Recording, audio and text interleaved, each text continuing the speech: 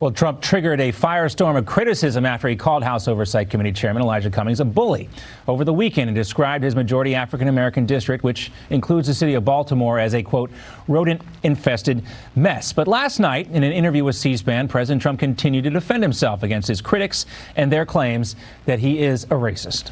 I think the word has really gone down a long way because everybody's called a racist now. Her own party called Nancy Pelosi a racist 2 weeks ago. The word is so overused, it's such a disgrace. And I can tell you, I'm the least racist person there is in the world. They use it almost when they run out of things to criticize you. They say, he's a racist, he's a racist. Now, in some cases, it's true. There are people that are racist, bad people. But with me, they have a hard time getting away with it. Well, earlier today, I spoke with Bill O'Reilly to get his take on the Trump-Cummings dust-up and the issue of race. We asked Bill if Trump should dial back his rhetoric a bit. Well, it's not up to him because it's already done. The Democratic Party and the far left is going to brand him a racist no matter what he says or does. What's going to happen? It's predictable. There's no more Mueller, no more Russian collusion, no more Stormy. So it's now you're a racist. And, some Americans are going to buy it. Others are going to be angry. So the president's calculation is that more Americans will see this as a smear, are tired of being subjected to racism accusations against political people.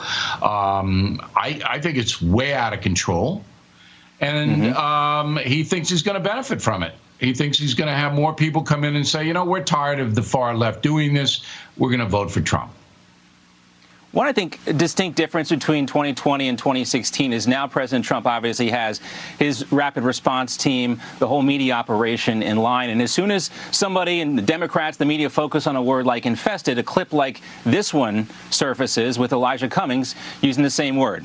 This morning, I left my community of Baltimore, a drug-infested area. The same children that I watched 14 or 15 years ago as they grew up, now walking around like zombies. And this is right how Trump wins, because Democrats get so bent out of shape about stuff that he says, and the media's involved in this too, and then these clips surface, and it becomes into a discussion about who's more hypocritical than the other. Well, Americans are going to have to decide what kind of country they want. And a lot of this back and forth between the president and his critics directly play into that. So if you are a person who says, I was okay with Brett Kavanaugh being accused of doing terrible things with no evidence.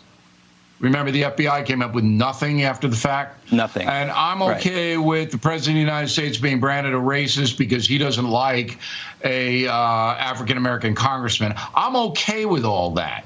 Well, then you're going to vote for those folks. But I don't think most Americans are okay with it. And it's just a matter of how many people are paying attention to really what the far left wants to do. All this racist stuff is designed to intimidate any criticism, any at all, against minority people and women. That's what it is. So if that's the country you want, vote for the other side. And as we saw the last time around with his tweets about the squad that were so heavily criticized, his poll numbers went up, and we'll see what happens here. Bill O'Reilly, great to see you as always. You just watched Newsmax TV, America's fastest-growing cable news channel. Subscribe to our YouTube channel for breaking news and give us a thumbs up. If you like this video, then share it with your friends. Remember, you can watch Newsmax TV live on YouTube. Newsmax TV, real news for real people.